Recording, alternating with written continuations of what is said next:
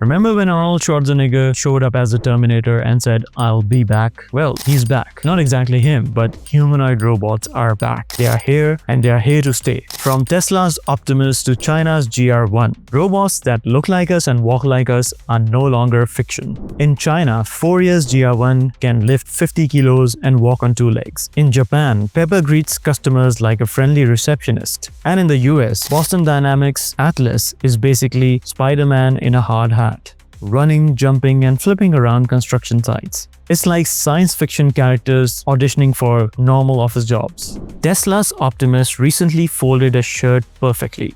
Well, not by Terminator-like, but you know what? I don't need my maid anymore.